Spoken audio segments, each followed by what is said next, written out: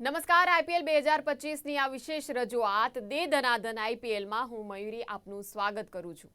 તો દર્શક મિત્રો, ઇન્ડિયન પ્રીમિયર લીગ છે, 18મી સિઝન છે અને મેચો અમદાવાદમાં તો રમાવાની જ, એટલે અમદાવાદના નરેન્દ્ર મોદી સ્ટેડિયમમાં જ ગઈકાલે મેચ રમાઈ ગુજરાત ટાઇટન્સ અને પંજાબ કિંગ્સ।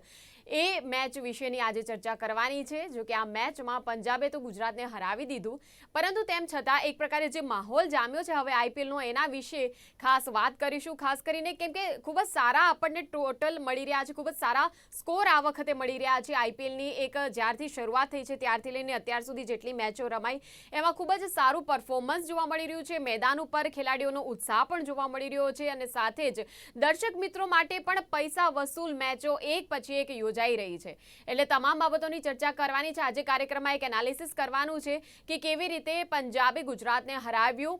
આમ કેમ કે અમદાવાદની અંદર રમાય એટલે ચોક્કસપણે દર્શકોને એવી અપેક્ષા હોય કે ગુજરાત ટાઇટન્સ જીતે, પરંતુ તેમ છતાં પંજાબ અને ગુજરાત વચ્ચેની આ જે મેચ છે ત્યારે મેદાન ઉપર ગુજરાતના જે ખેલાડીઓ છે એ ક્યાં પાછા પડ્યા અને સાથે પંજાબે કેવી રીતે બાજી મારી, આ તમામ બાબતોની ચર્ચા કરવાની છે। ક્યાં કેવી રીતે માહોલ જોવા મળ્યો, આ બધી વાતોની આપણે ચર્ચા કરીશું અને સાથે વધુ સમય ન લેતા હવે આપણે ચર્ચાની શરૂઆત કરી દઈએ। તો ચર્ચા કરવા માટે આપણી સાથે જોડાયા છે સ્પોર્ટ્સ એક્સપર્ટ અશોક મિસ્ત્રી। અશોકભાઈ, સ્વાગત છે આપનું કાર્યક્રમમાં। Thank you so much. તો ચર્ચા શરૂ કરતા પહેલા એક અહેવાલ પર નજર કરી લઈશું, ખાસ અહેવાલ કે જે આપણને મેચનો જે માહોલ હતો એના વિશેની વિગતો આપશે। નરેન્દ્ર મોદી સ્ટેડિયમ પર ગઈકાલે રમાયેલ એક હાઈ સ્કોરિંગ મેચમાં પંજાબ કિંગ્સે ગુજરાત ટાઇટન્સને પ્રથમ મેચમાં 11 રને હરાવીને પ્રેક્ષકોના પૈસા વસૂલ મેચનું પ્રદર્શન કર્યું હતું। ગુજરાતે ટોસ જીતીને પંજાબ કિંગ્સને બેટિંગમાં ઉતાર્યું હતું, જેમાં ધરખમ ફોર્મમાં ચાલી રહેલ શ્રેયસ અય્યરના 42 બોલમાં અર્ણમ 97 રન અને શશાંક સિંહના આક્રમક 16 બોલમાં 44 રનની મદદથી આ મેદાન પરનો સર્વોચ્ચ સ્કોર 5 વિકેટે 243 રન બનાવ્યો હતો। 244 રનના ટાર્ગેટના જવાબમાં ગુજરાતે શાનદાર શરૂઆત કરી હતી અને ગિલ અને સાઈ સુદર્શન વચ્ચે 61 રનની ભાગીદારી નોંધાવી હતી। ત્યારબાદ બટલરે પણ આવીને ફાસ્ટ બેટિંગ કરતા સ્કોરને 145 રન પર પહોંચાડ્યો હતો। 13મી ઓવરમાં જ્યારે સાઈ સુદર્શન આઉટ થયો ત્યારે ગુજરાતને 42 બોલમાં 92 રનની જરૂર હતી। 14મી ઓવરમાં સ્ટોઇનિસે દિશાવિહીન બોલિંગ કરતા 17 રન આપ્યા હતા, પણ 15મી ઓવરમાં ઇમ્પેક્ટ પ્લેયર વૈશકે બોલિંગ સાંભળતા 15મી ઓવરમાં માત્ર 5 રન આપ્યા હતા, તો 16મી ઓવરમાં જેન્સને પણ માત્ર 8 રન આપતા રિક્વાયર્ડ રન રેટ વધી ગયો હતો અને 24 બોલમાં 62 રનની જરૂર ગુજરાતને હતી। ત્યારે વૈશકે 9 બોલની લાંબી ઓવર નાખી પણ માત્ર 5 રન જ આપ્યા હતા અને મેચને પંજાબ તરફે લાવી દીધી હતી। 18મી જેન્સનની બોલિંગમાં 12 રન તો આવ્યા, પણ બટલર આઉટ થઈ જતા મુશ્કેલીઓ વધી ગઈ। હવે 12 બોલમાં 42 રનની જરૂર હતી, ત્યારે 19મી ઓવરમાં 18 રન આવ્યા, ફરી આશા જીવંત થઈ। હવે 6 બોલમાં માત્ર 27 રન જોઈતા હતા, ત્યારે ફાઇનલ ઓવર સ્પેશિયાલિસ્ટ અર્શદીપ સિંહ બોલિંગમાં આવ્યો અને તેવટિયા નાટ્યાત્મક રીતે રન આઉટ થયો। ચોથા બોલે રુધરફોર્ડ પણ આઉટ થતા 11 રને મેચ પંજાબે જીતી લીધી।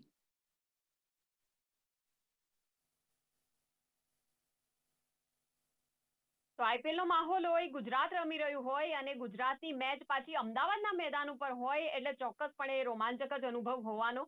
એટલે આજે ખાસ ચર્ચા એ જ પંજાબ અને ગુજરાત વચ્ચેની મેચ વિશે કરવાની છે અને પહેલો સવાલ અશોકભાઈ, મેદાન ઉપર કેટલો રોમાંચ, પ્રેક્ષકોની હાજરી કેવી રીતે જોવા મળી અને ઓવરઓલ મેચ કેવા પ્રકારની રહી? વેલ, ક્રિકેટ હોય અને અમદાવાદનું પબ્લિક અથવા તો ગુજરાતનું પબ્લિક જોવા માટે ના આવે એવું તો બને નહીં। ઓફકોર્સ કે 100% પેક તો નહોતું, પણ પ્રેક્ષકો ચોક્કસ હાજર હતા, કારણ કે T20 ક્રિકેટ એ માત્ર ક્રિકેટ નથી, ઇટ ઇઝ અ પિકનિક। કે તમે ત્યાં આગળ જાઓ, તમને ચોગ્ગા છગ્ગા જોવા મળે, નાસ્તો કરો, જલસા કરો, ફરો હરો, સરસ રીતે બધા ફેન માટેના આખા પાર્ક્સ બનાવેલા છે, ત્યાં આગળ તમે જાઓ અને યુ એન્જોય ધી હોલ 3-4 કલાક તમે એન્જોય કરી શકો। તો એ રીતે જોવા જાઓ તો ડેફિનેટલી પબ્લિક બહુ સારી હતી અને મેચની જો વાત કરીએ તો ખાસ દિવસ કેમ અગત્યનો રહ્યો, ભાઈ સૌથી વધારે સ્કોર આ સ્ટેડિયમ પર ક્યારે આટલો સ્કોર નથી બન્યો, એ સ્કોર બન્યો। સામેની ટીમે જે બનાવ્યો એ પણ સ્કોર વધારે હતો, તો બંને ટીમોએ ભેગા થઈને કે જબરજસ્ત સ્કોર ઉભો કર્યો, એ પણ એક વિક્રમ હતો। એટલે ચાહે ગુજરાત હોય કે પંજાબ હોય, આપણે પહેલા પણ વાત કરી હતી કે લોયલ્ટી અહીંયા આગળ ચોગ્ગા છગ્ગાની સાથે રહે છે। જ્યારે શ્રેયસ આયર રમતો હતો, એણે જે 97 રન માર્યા તો લોકો એની સાથે હતા, ત્યાર પછી શુભમન ગિલ રમવા આવ્યો ને એને ચોગ્ગા છગ્ગા માર્યા થોડા, તો લોકો એની સાથે થઈ ગયા. તો લોયલ્ટી માત્ર ગુજરાત પૂરતી મર્યાદિત નથી હોતી, એ સામેના પક્ષે પણ જાય છે, કારણ કે અલ્ટિમેટલી પ્રેક્ષક જે છે મેદાન ઉપર ચોગ્ગા ને છગ્ગા જોવા આવે છે. ઓકે, તમે બની શકે કે ધોની, મહેન્દ્રસિંહ ધોનીને CSK જેવી લોકપ્રિયતા બહુ ઓછી ફ્રેન્ચાઇઝીને હોય છે કે ભાઈ બધા જ મેદાન ઉપર યલો ટી-શર્ટમાં આવે ને બધું, પણ બાકી ફ્રેન્ચાઇઝી હજુ સુધી એ લોકપ્રિયતા મેળવી શકી નથી. ત્યાં સુધી જો આ બંને ટીમોની વાત કરો તો loyalty was shifting from this way to that way. આ વખત પંજાબની જે રીતે બેટિંગ થઈ, ઇટ વોઝ ફેન્ટાસ્ટિક. જે રીતે શશાંકે બેટિંગ કરી, 5 ચોગ્ગા તમને છેલ્લી ઓવરમાં જોવા મળે તો લોકોને તો આ જ જોવું છે. અને પછી એક્સપેક્ટ કરતા હતા ગુજરાત પણ કરે, ગુજરાતે પણ કર્યું. જ્યાં સુધી રમી શક્યું ત્યાં સુધી they also played, but ultimately things doesn't work the way it was. It was very close finish. 11 રનનું finish એટલે બહુ મોટી હાર ના કહેવાય, પણ એટ ધ સેમ ટાઈમ ગુજરાતમાં પ્રથમ મેચ ગુમાવી આવ્યું. પંજાબ સામે લગભગ મેચો પહેલી મેચ હારી જાય છે ગુજરાત, પણ ક્યાંક ગુજરાતને પોતાના મેદાન ઉપર પહેલી મેચ હારવાનું આવે, અને એ પણ પંજાબ કિંગ્સ જેવી ટીમ કે જે લાસ્ટ ટાઈમ 9મા ક્રમે રહી હતી, જ્યારે ગુજરાત ટાઇટન્સની ટીમ 8મા ક્રમે હતી, પણ એ પહેલાના 2 વર્ષોમાં એ ચેમ્પિયન અને રનર્સઅપ રહી હતી. એટલે એ થોડું આપણને બેક ઓફ ધ માઇન્ડ એમ લાગે કે ના ભાઈ, ગુજરાતનું પ્રદર્શન બહુ સારું નહોતું. But overall if you look at the match, the way Shreyas Iyer has played, the way Rutherford has played, કે બાકીના ખેલાડીઓએ જે રીતે રમત દાખવી છે, fantastic. Shubman Gill, Sai Sudharsan, Buttler, everybody has played class of cricket. અને એ રીતે જોવા જાવ તો ક્રિકેટ જોવાની મજા આવી. I am very sure about it, કારણ કે અમે ત્યાં જ હતા અને we were able to see even in the press બોક્સની અંદર પણ જે માહોલ જોવા મળતો હતો કાલની મેચને બહુ જબરજસ્ત હતો કે ભાઈ બધી બાજુ શિફ્ટિંગ થયું. અરે શ્રેયસ આયર સરસ રમ્યો, આ ખેલાડી સારો રમ્યો, આમથી આમ આવ્યું. તો ઇટ વોઝ લાઈક લવિંગ બોથ ધ ટીમ્સ. એ પ્રકારનો માહોલ જોવા મળે. બિલકુલ. અને અશોકભાઈ, નરેન્દ્ર મોદી સ્ટેડિયમની આપણે વાત કરીએ, અત્યાર સુધીનો સર્વાધિક સ્કોર જોવા મળ્યો છે. બંને ટીમોએ ભેગા થઈને 475 રનનો સ્કોર ખડકી નાખ્યો. પંજાબે આ મેદાન પરનો સર્વાધિક સ્કોર 5 વિકેટે 243 રન. એટલે શું કહી શકાય આ સ્કોર વિશે, કે બંને ટીમોના 3 ખેલાડીઓએ તો 50 થી વધુ રન બનાવ્યા, એટલે લોકોને તો જોવાની મજા પડી ગઈ હશે. એબ્સોલ્યુટલી. તમે જે કીધી મજા પડી ગઈ કરતા એક બીજો ખાસ બાબતનો ઉલ્લેખ અહીંયા કરવાનું મન થાય છે કે આ વખતની IPL has gone a way beyond. એક બારથી એક જે એનું જે લેવલ હતું એ લેવલથી ઉપર ગઈ છે. હવે now people are starting to reach 300. હવે લોકોને એમ લાગે છે કે 300 રન તો બની જાય, વાય કાન્ટ વી ટ્રાય. અને એ પ્રકારનો પ્રયત્ન અહીંયા દરેક મેચમાં જીતો. 160, 170 આવો સ્કોર થતો અને સડનલી 250 રનનો સ્કોર થાય. It is a mindset of the players has been changed in this IPL. કે ભાઈ કોઈ પણ સંજોગોમાં આપણે રન્સ બનાવવાના, ચોગ્ગા છગ્ગા મારવાના છે, અને 284-86 સુધીનો સ્કોર તો બની ગયો. હવે 15-16 રન બાકી છે. 300નો સ્કોર પણ આ IPLમાં ટચ થવાની પૂરેપૂરી સંભાવના હોય. અને બીજું કે જે રીતે બેટ્સમેનો રમે છે, they are throwing themselves away. કારણ એવું છે કે life of the IPL is very short. એટલે કોઈ પણ ખેલાડીને IPL રમવાની જે લાઈફ છે, ઇટ ઇઝ વેરી શોર્ટ. તો તમે ત્યાં જ સુધી ટકી શકો કે જ્યાં સુધી તમે ચોગ્ગા છગ્ગા મારી શકો, ટીમને કંઈ કોન્ટ્રીબ્યુટ કરી શકો. You cannot stay without scoring, you cannot stay without taking wickets. એટલે હવે શું થયું કે પહેલા બોલથી મારે પરફોર્મ કરવાનું છે. That is the way Shashank has played. તમે અનબિલિવેબલ. એણે છેલ્લા 5, તમે વિચારો તો 5 ચોગ્ગા, તો સિરાજને 5 ચોગ્ગા માર્યા એણે એક જ ઓવરની અંદર. It was mind blowing. તો આ અત્યારે એક્સપ્લોઝિવ બેટિંગનો જમાનો છે. જે રીતે આની આગળની મેચોમાં આપણે જોયું કે જે રીતે અભિષેકે બેટિંગ કરી એ પણ આપણે જોયું. So they have changed. The mindset is changed now and it is towards 300 now. અને હું માનું છું કે એ આક્રમક વલણના કારણે અત્યારે આપણને આવો સારો સ્કોર જોવા મળી શકે છે. બહુ સાચી વાત કીધી, કારણ કે ચોગ્ગા છગ્ગા કોઈ પણ ટીમના હોય એ દરેક પ્રેક્ષકને ગમવાના છે, કારણ કે એ જ જોવા માટે ત્યાં આવે છે. શ્રેયસ આયર કઈ નવો ખેલાડી નથી. ભારતનો એક બહુ પ્રખર, એક વ્યવસ્થિત સારો ખેલાડી છે. ચેમ્પિયન્સ ટ્રોફીમાં સારું કર્યું છે. એને પણ લોકો એટલો પ્રેમ કરે છે કે જેટલો પ્રેમ બટલરની બેટિંગને કરે છે. તો હું માનું છું કે આ એક વસ્તુ બહુ સમન્વય જોવા મળે કે બંને ટીમોના જે ખેલાડીઓ સારું રમે છે, લોકો એને સપોર્ટ કરે છે, લોકો એને પ્રેમ કરે છે, અને એની બેટિંગ જોઈને લોકોને આનંદ થાય. I think that is the thing. એ આનું નિષ્કર્ષ કહી શકાય. અને 300 સુધી જવાની દરેક ટીમના આ પ્રયત્નો છે એ પણ અહીંયા ચોખ્ખે ચોખ્ખું દેખાય. કારણ કે લાસ્ટ પ્રેસ કોન્ફરન્સ પર શુભમન ગિલના જ્યારે સવાલ પૂછવામાં આવ્યો કે ભાઈ પાવર પ્લેમાં રન ઓછા બને છે ગુજરાતના, દેટ વોઝ ધ રીઝન. તમે ગઈકાલે જુઓ તો he played very fast game. એણે પાવર પ્લેમાં બહુ સારો પ્રયત્ન કર્યો કે સૌથી વધારે સ્કોર બનાવી શકાય. તો આઈ થિંક જો પાવર પ્લેમાં તમારો સ્કોર વધારે બને છે તો ઓવરઓલ મેચનો સ્કોર ઓટોમેટિક વધારે બનશે, કારણ કે એ 6 ઓવર્સની અંદર તમારી પાસે મેક્સિમમ રન કરવાની ક્ષમતા હોય છે. અને એ ત્યાં આગળ સારો સ્કોર મૂકો તો તમે 250-300 રન સુધી જઈ શકો. એ ક્યાંક લોકોને લાગવા લાગ્યું. That is why highest score બન્યો તો મજા આવી જ, બંને ટીમોએ બનાવી એ પણ મજા આવી. અને ત્રીજું કે mindset of IPL has change towards 300 mark, એ ખાસ જોવા મળ્યું. બિલકુલ. પંજાબની બેટિંગની આપણે વાત કરીએ અશોકભાઈ, તો શું હાઇલાઇટ કહી શકાય? કેવી રીતે આખું પ્લાનિંગ હતું? શ્રેયસે તેની ટીમની સમગ્ર જે ઇનિંગ છે એનું પ્લાનિંગ કેવી રીતે કર્યું? અને અણનમ 97 રન ખાલી શ્રેયસના, એટલે કેટલો મોટો ફાયદો? એક વસ્તુ છે કે ઘણી જગ્યાએ કહેવામાં આવે છે ને કે કેપ્ટન શું કરે, બધા ખેલાડીઓને પૈસા તો મળતા હોય છે, all are suppose to play. Captain આ કરી શકે. કેપ્ટન પોતે પોતાની સારી ઇનિંગથી આખી ટીમને લીડ કરી શકે, અને એ લીડ તે રીતે કરી શકે. આજે આવ્યું છે કે ભાઈ એણે કહ્યું કે શશાંકને એણે જેને કહ્યું કે you don't worry about my century, કારણ કે 97 રન સુધી પહોંચી ગયો તો 4 રનની જરૂર હતી, 3 રનની જરૂર હતી સેન્ચુરી બનાવવા. એ said you don't wait, you play your game. અને એ યુ પ્લે યોર ગેમમાં એ છેલ્લી ઓવરમાં 1 રન આવ્યો જ નહીં, બધા ચોગ્ગા એને ફટકાર્યા. તો શશાંક સિંહે આ રીતના આક્રમક બેટિંગ કરી because his captain is told. ધારો કે બની શક્યો કે કેપ્ટન કહે કે મારી સેન્ચુરી તો મને 1 રન કરીને દોડાવી દેજે, I will try and finish my century, and there is nothing wrong in doing that. પણ એણે કીધું કે નહીં, nothing doing, you play your game. એટલા માટે આ સ્કોર આટલો થયો. આ જે વસ્તુ જે છે પાર્ટનરશિપ, તમે જુઓ બંને વચ્ચેની, શશાંક અને શ્રેયસ વચ્ચે 81 રનની પાર્ટનરશિપ થઈ છે માત્ર 28 ડિલિવરીઝમાં. 28 બોલમાં 81 રનની પાર્ટનરશિપ. ધોઈ નાખ્યા બોલરોને, એમ કહીએ તો ચાલે, સીધા શબ્દોમાં. અને એ દેટ હેઝ મેડ. અને બટલર સાઇન નો ડાઉટ એ લોકોએ બી 84 રનની પાર્ટનરશિપ 40 ઓવરમાં કરી, but they didn't got the result. છેલ્લી 4 ઓવરમાં 77 રન્સ ઉમેર્યા. વિચાર કરો તમે કેટલી આક્રમક બેટિંગ એમણે કરી. શરૂઆતના તબક્કામાં સારી બોલિંગ થઈ ગુજરાત ટાઇટન્સની, ત્યાં સુધી બરાબર. સહેજ એમ લાગ્યું કે હવે બોલિંગ થોડીક એ થઈ છે તો ખેલાડીઓ ખભા ઉચક્યા અને પોતાની રીતે સ્કોર કર્યો. એટલે પંજાબની જે આ સ્કોર અથવા તો જીત છે, I will give 100% mark to the captain. એટલા માટે શ્રેયસ અય્યરને આ પહેલા આપણે જાણીએ છીએ કે કલકત્તાનો કેપ્ટન હતો, એ ટીમ જીતી, ચેમ્પિયન થઈ, છતાં પણ એને બહાર જવું પડ્યું.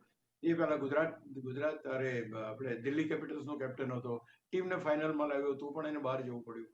Now that he is proving again that he is a good captain. એણે આખી ટીમને એક દિશા બતાવી કે આ રીતે રમવાનું છે અને this is the way the team has to go. એટલે એક સારો લીડર. તમને ખબર હોય તો 2022માં હાર્દિક પંડ્યાએ પોતાની નબળી ટીમને ચેમ્પિયન બનાવી. Full marks to the player, the captain. એ ત્રણ મહેન્દ્રસિંહ ધોનીની પાસે ગમે તે ખેલાડીઓ હોય, આજે પણ એને કોઈ પણ 11 ખેલાડીઓનો સેટ આપો, એને ચેમ્પિયન બનાવી શકે, because he is that kind of a person કે જેની કેપ્ટનશીપમાં કોઈ પણ ખેલાડી રમવાનો છે. Rohit Sharma has done what? એની પાસે યંગ રો ટીમ હતી, he has made 5 times champion. તો માનું છું કે કેપ્ટનનો રોલ કેવો હોવો જોઈએ. I think this man has led it to this thing. તમે પંજાબની અંદર પ્રિયંસની વાત કરો કે ત્યાર પછી તમે શશાંકની વાત કરો કે સ્ટોઇનિસનો. શશાંકના તો 16 બોલમાં 44 રન. Can you believe it? Just because એના કેપ્ટને કહ્યું you go for your shots, not to worry. તો માનું છું કે એક સારી ઇનિંગ રમવી, સારો સ્કોર કરવો અને ટીમને જીતાડવી, આ 3 સેગમેન્ટમાં શુભમન ગિલ કરતા શ્રેયસ અય્યર કાલે ચડિયાતો પુરવાર થયો. બિલકુલ. ગુજરાતની બેટિંગની આપણે જ્યારે વાત કરીએ અશોકભાઈ, તો કઈ જગ્યાએ ગુજરાતે આમ મેચ છોડી દીધી એવું કહી શકાય? ખાસ તો બટલરનો આઉટ જે બટલર થયો એના પછી આખું મેચ પલટાઈ ગઈ એમ કહી શકીએ?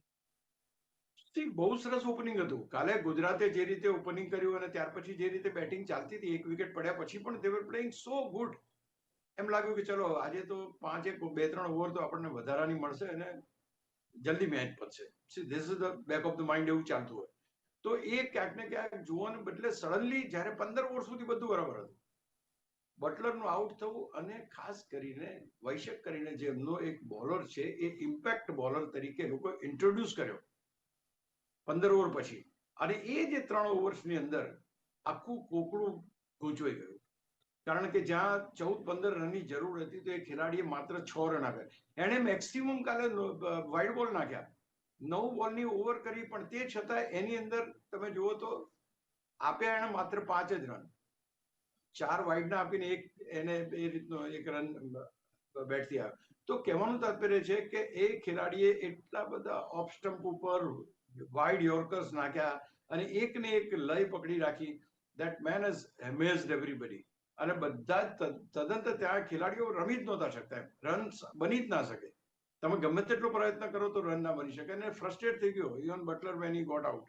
તો માનું છું કે આ એક ટર્નિંગ પોઈન્ટ તો હતો જ, પણ ત્યાર પછીના બેટર્સ, હવે ત્યાર પછી છેલ્લી ઓવર્સમાં બી જે બન્યું એ પણ ગજબનું બન્યું. છેલ્લી ઓવર સુધી પણ એમાં તું કે રન થઈ જાય. હવે હર્ષદીપને જે રીતે બોલિંગ આવી, અને હર્ષદીપના પહેલા કે બીજા બોલે જે રીતે તેવટિયા રનઆઉટ થયો, કારણ કે શોટ રમ્યો અને એમાં હાથ અડીને સ્ટમ્પને અડ્યો. આઈ થિંક ત્યાર પછી મેચ એકદમ એમ થઈ ગઈ કે હવે જીતવું મુશ્કેલ છે, અને ત્યાં તો પછી વિકેટ પણ લીધી એણે અને મેચ આખી પલટે. પણ યસ, 16મી ઓવરથી મેચ ટર્ન થઈ ગઈ. 16, 17, 18 આ 3 ઓવરે આખી મેચનું રૂખ પછડી રાખ્યું. જે જગ્યાએ 45 રનની જરૂર હતી એ જગ્યાએ લગભગ 24 કે 22-23 રન જ એ ઓવર્સમાં આવ્યા, અને that is the reason Punjab has made it. તો એનો અર્થ એ ઇમ્પેક્ટ પ્લેયરનો ઇમ્પેક્ટ જુઓ તમે. આપણે આની આગળ ઇમ્પેક્ટ પ્લેયરનો ઇમ્પેક્ટ જોયો હતો, જે ખેલાડીએ શર્માએ જે રીતે રમીને મેચને જીતાડી હતી. નાઉ અગેન ધ ઇમ્પેક્ટ બોલર, કે તમે છેક ઇન્ટ્રોડ્યુસ અને લેટ કરો છો, અને લેટ આવીને રન બચાવે છે અને તમને સામેની ટીમની સામે જીત અપાવે. So this is what A impact player do. આપણે ઘણી વાર વાત કરતા કે ઇમ્પેક્ટ પ્લેયર એટલે એક ઓલરાઉન્ડર લે તો શું વાંધો, પણ એના કરતા જો when you have that specialise bowler coming at on 16th over, અને પછી આ પ્રકારની બોલિંગ કરીને ટીમને જીતાડે, I think that is what we have seen in this 2-3 days. Yes, બિલકુલ. અને અશોકભાઈ, ઇમ્પેક્ટ પ્લેયરની તો ખૂબ જ બોલબાલા છે. આપે પણ હમણાં જ કહ્યું કે ઇમ્પેક્ટ પ્લેયર ખૂબ જ ચર્ચામાં છે. અને વૈશકની બોલિંગ હવે આ મેચના સંદર્ભમાં હું પૂછું છું તો કેવી રીતે કહી શકાય ઇમ્પેક્ટ પ્લેયર તરીકે 15મી ઓવરમાં વૈશકને લાવ્યા, તો એના પછી કયા ફેરફારો થયા? ત્યાર પછી રન્સ જ ના બન્યા. એણે 3 ઓવરના 28 રન જ આપ્યા એણે. તો જે રન્સ બન્યા એ બહુ જ વ્યાજબી બન્યા. જ્યારે 14, 15, 16 રનની જરૂર હતી ટીમને, તે વખતે એ પર્ટિક્યુલર સમયમાં તમે રન્સ બનાવી જ ના શક્યા. તો આ જે વસ્તુ છે એ બેકફૂટ ઉપર મૂકી ગઈ. પછી તમારી પાસે તો ટાઈમ જ ના રહ્યો. છેલ્લી ઓવરમાં જે રન કરવાના હતા એમાં પણ ટાઈમ ના રહ્યો. એમાં પણ પહેલા બોલે વિકેટ પડી ગઈ. તો તમારી પાસે ઇમ્પેક્ટ બોલરને, અને બીજું કે he came with a clear cut instruction સાથે આવ્યો કે ભાઈ ઓફ સ્ટમ્પની ઉપર યોર્કર નાખો. વાઇડ ઓફ સ્ટમ્પ ઉપર જ યોર્કર નાખ્યા છે. વાઇડ ભલે ગયા, પણ એને ત્યાં જ બોલિંગ કન્ટિન્યુ કરી, અને ક્યાંક ને ક્યાંક એ કન્ટિન્યુ બોલિંગથી એણે વિકેટો પણ મેળવી, અને ખાસ કરીને એ કર્યો, અને રન ઉપર બ્રેક મારી દીધી. અને રન ઉપર જેવી બ્રેક વાગે એટલે પછી તો સ્વાભાવિક છે કે તમે આંખ બંધ કરીને તો શોટ મારી શકવાના નથી. બોલિંગ તમારી પાસે એક જ પ્રકારની પડે છે. ઓફ સ્ટમ્પ ઉપર યોર્કર પડે છે, વાઇડ ઓફ સ્ટમ્પ ચોથા સ્ટમ્પ ઉપર બોલિંગ નાખે છે, અને આ રીતની પરિસ્થિતિ સર્જાય. તો માનું છું કે it was a fantastic planned victory, અને બહુ જ સરસ બોલિંગ કહી શકાય. હર્ષદીપ આમે is one of the finest bowler of T20 મારી દ્રષ્ટિએ. હી ઇઝ સચ અ વન્ડરફુલ. એણે તો વિકેટ લીધી, એણે પણ રન ઓછા કર્યા, કન્ટેન કર્યા, અને ટીમને જીતાડી પણ કરી.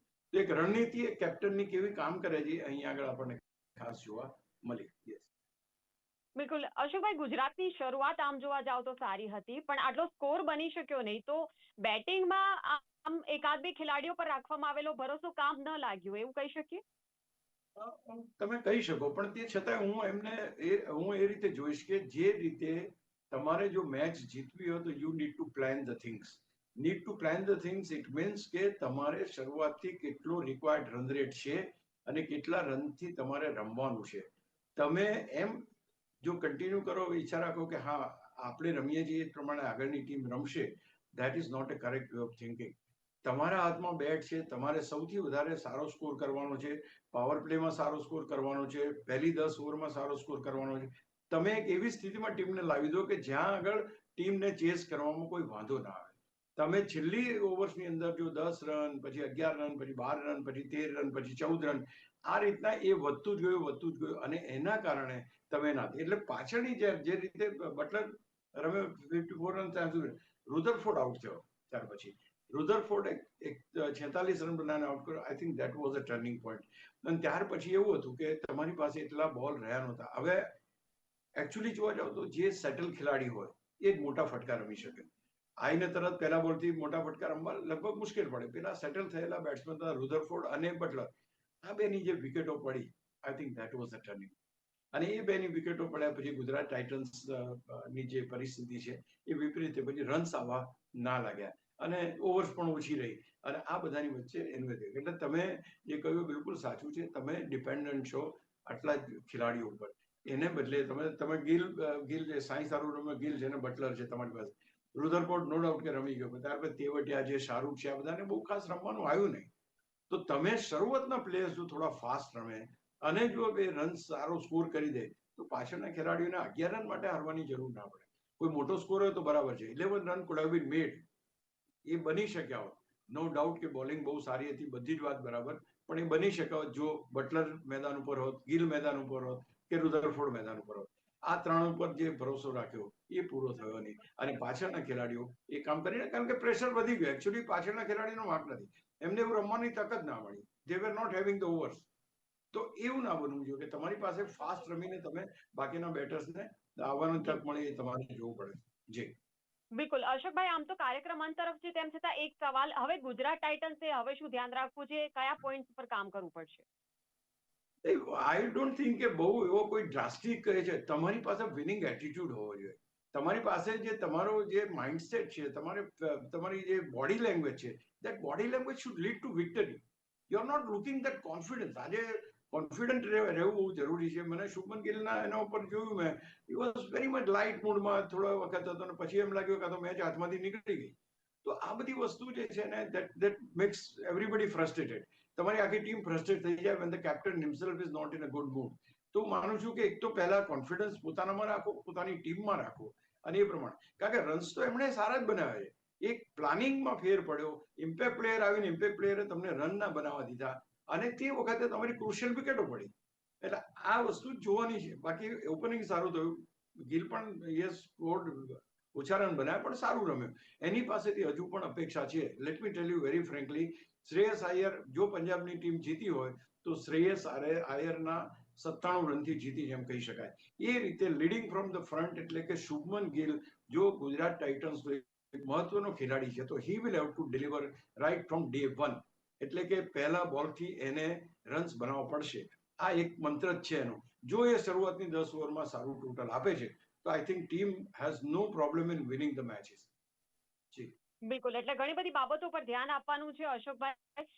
ખૂબ જ રસપ્રદ એનાલિસિસ રહ્યું, ખૂબ જ સારી આ ચર્ચા રહી અને આશા છે કે હવે ગુજરાત જે છે ભલે પહેલી જ વારમાં ધબડકો કર્યો છે પણ આગળ જતા સારું પ્રદર્શન, સારું પરફોર્મન્સ આપણને જોવા મળે, કેમ કે ગુજરાત પાસે તો ઘણી બધી અપેક્ષાઓ છે અને ખાસ કરીને જ્યારે અમદાવાદમાં રમાઈ રહેલી હોય એટલે અપેક્ષાઓ બિલકુલ આસમાનની ઊંચાઈઓ ઉપર હોય અને તેમ છતાં ગઈકાલની મેચમાં જે કંઈ થયું, કદાચ એવું કહી શકાય કે પહેલી વારમાં મેદાને ઉતર્યા છે, કદાચ હજુ તૈયારીઓમાં થોડુંક ઉણપ રહી ગઈ હોય, પણ આપણે આશા રાખીએ કે આગળ જતા એક સારું પરફોર્મન્સ આપણને જોવા મળે.